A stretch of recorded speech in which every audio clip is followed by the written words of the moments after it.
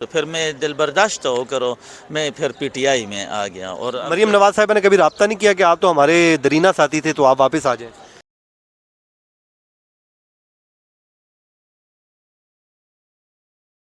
بسم اللہ الرحمن الرحیم. السلام علیکم ناظرین، میں ہوں فیاض محمود اور آپ دیکھ رہے ہیں فیاض محمود یوٹیوب چینل. اس وقت میں اسلام آباد کے جوڈیشل کمپلیکس میں موجود ہوں، جہاں پر آج ایک بار پھر ایک بڑی پیشی ہے. یہ وہ جوڈیشل کمپلیکس ہے جو بھی پاکستان کے حکمران گزرے ہیں، تقریباً یہ ریسنٹ ایئرز میں گزرنے والا ہر حکمران اس عدالت میں ضرور آیا ہے. چاہے آپ بات کر لیجئے میاں محمد نواز شریف کی، چاہے آپ بات کر لیجئے یوسف رضا گیلانی صاحب کی، یا پھر آصف علی زرداری کی، یا اس کے علاوہ راجہ پرویز اشرف صاحب، اور اب عمران خان صاحب. یہ ہے وہ جوڈیشل کمپلیکس جہاں پر پیشیوں کا ایک سلسلہ رہتا ہے. جب حکومت میں ہوتے ہیں تو جو اقتدار کے ایوان ہوتے ہیں، اور اس کے بعد جیسے ہی حکومت جاتی ہے تو اس جوڈیشل کمپلیکس میں ان حکمرانوں کی پیشیوں کا سلسلہ شروع ہو جاتا ہے. تو جب یہ پیشیاں ہوتی ہیں، آپ دیکھ سکتے ہیں کہ یہ اس وقت عمران خان صاحب کے حامی موجود ہیں جو ان کا انتظار کر رہے ہیں کہ وہ پیش ہوں گے تاکہ ان کی ساتھ اظہار یکجہتی کیا جا سکے. اسی طرح جب میاں نواز شریف صاحب پیش ہوتے تھے تو ان کے حامی بھی موجود ہوتے تھے. اسی طرح لوگ آتے تھے اور ان کے ساتھ اپنی اظہار یکجہتی کرتے تھے. لیکن آج جو شخصیت جس سے میں آپ کو ملوانے جا رہا ہوں وہ شخصیت ہیں جو میاں نواز شریف صاحب جب پیش ہوتے تھے تو تب یہ ہمیں دکھائی دیتے تھے، اور آج جب آئے تو میں حیران ہوا کہ مسلم لیگ نون کے ایک بڑے اہم رہنما ہوتے تھے، یہ میاں نواز شریف کے بڑے کلوز ہوتے تھے، آج کدھر آئے ہوئے.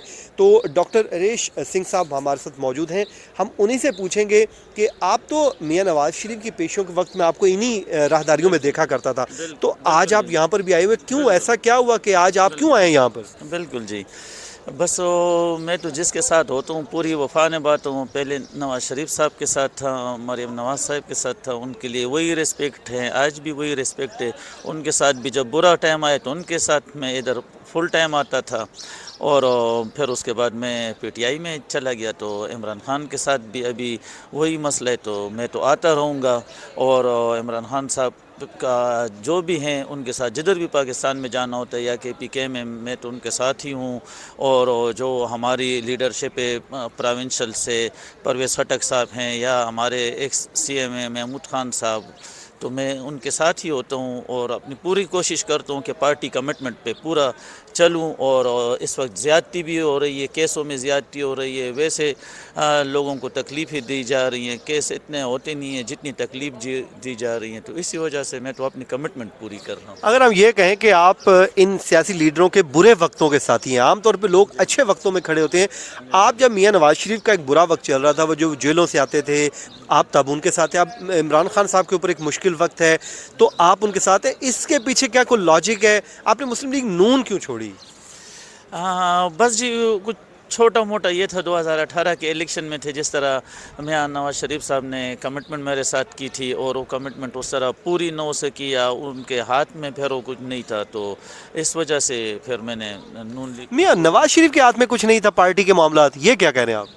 بس ان سے آپ بولیں کہ غلطی ہو گئی یا جو بھی ہوگی، شہباز شریف صاحب نے کچھ یہ کر لیا جو میرا حق بنتا تھا اس طرح نہیں ہو سکا، تو پھر میں دل برداشت ہو کرو میں پھر پی ٹی آئی میں آ گیا. اور مریم نواز صاحبہ نے کبھی رابطہ نہیں کیا کہ آپ تو ہمارے درینہ ساتھی تھے تو آپ واپس آ جائیں؟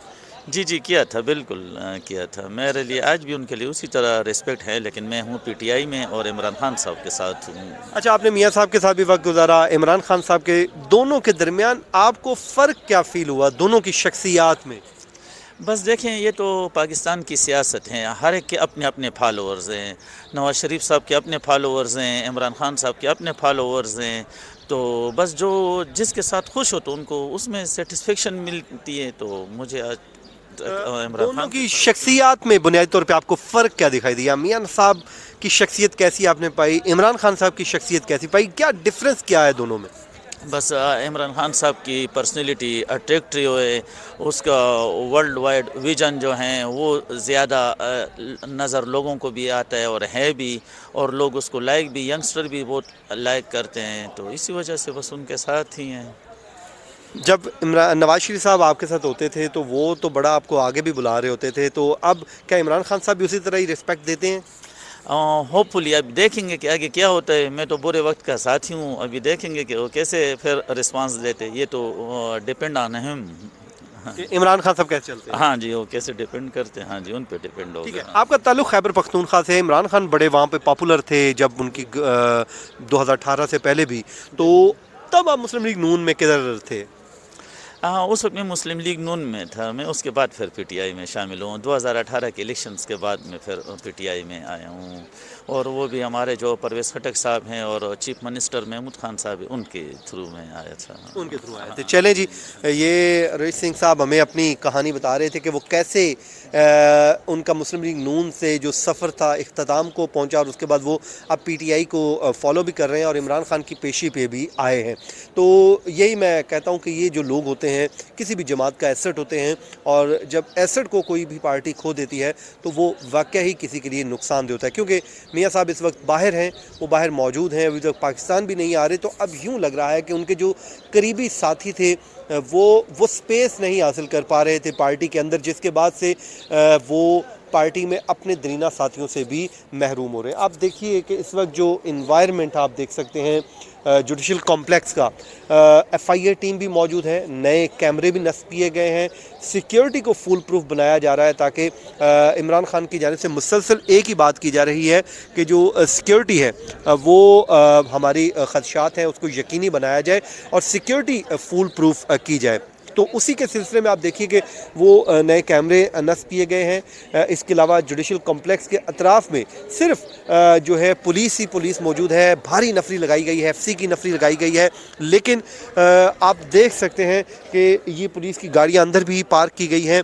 صرف یہاں پر محدود جو وکلا ہیں, ان کے حامی وکلا ہیں, ان کو الاؤ کیا گیا ہے. وہ بھی بڑی سخت چیکنگ کے بعد یہاں پر سب پہنچ رہے ہیں, اور یوں جو ہے وہ ان کی حاضری کو یقینی بنایا جا رہا ہے. ایون کہ میڈیا کے نمائندگان ہیں, وہ آپ دیکھ سکتے ہیں کہ ان کو بھی سخت چیکنگ کے بعد یہاں پہ آنے کی اجازت دی گئی ہے. اس کے علاوہ ان کی ایک لسٹ بنائی گئی ہے, اسی کو فالو کیا جا رہا ہے. جس کا فہرست میں نام ہے اس کو یہاں پر داخلے کی اجازت دی گئی ہے. تو عمران خان کی آج کی پیشی کے حوالے سے یہ ایک اچھی چیز میرے سامنے آئی جو میں نے کہا کہ آپ کے ساتھ شیئر کرتا ہوں. اور اب سے کچھ دیر بعد اس کیس کی سماعت ہوگی, جو کیس کا احوال ہوگا انشاءاللہ وہ بھی ہم آپ کے ساتھ شیئر کریں گے. اور کیونکہ آپ کو معلوم ہے بینکنگ کورٹ نے آج ان کو طلب کیا تھا, اس کے علاوہ اے ٹی سی میں ایک ان کی درخواست دائر کرنی ہے, اس کے لیے تیار کر لی گئی ہے. بینکنگ کورٹ کے احکامات تھے کہ عمران خان ہر صورت اپنی حاضری کو یقینی بنائیں, کیونکہ کسی بھی کیس میں جب بیل کا میٹر ہوتا ہے تو ایکیوز کی ضمانت کے لیے ضروری ہے کہ اس کی حاضری یقینی بنائی جائے. تو آج عمران خان اسی حاضری کو یقینی بنانے کے لیے یہاں پر پہنچے ہیں, جو اب سے کچھ ہی دیر قبل یہاں کچھ ہی دیر بعد پہنچ جائیں گے. لاہور سے وہ بذریعہ موٹر وے اپنے حامیوں کے ساتھ آ رہے ہیں. تو ہمیں یہ بھی بتایا گیا کہ ٹول پلازا کے اوپر جب وہ پہنچیں گے, ٹول پلازا کے اوپر وہاں پر بھی ان کے حامی موجود ہیں. جو پہلے کال چلائی گئی تھی کہ تمام کارکنان 0 پوائنٹ پہ اکٹھے ہوں, اور اس کے بعد وہ یہاں پر پہنچے. تو اب عمران خان اپنے حامیوں کے ساتھ یہاں پر پہنچیں گے. ناظرین, یہ تھا آج کا ہمارا ویلاگ. اپنی دعاؤں میں یاد رکھیے. مجھے دیجیے اجازت. اللہ نگہبان.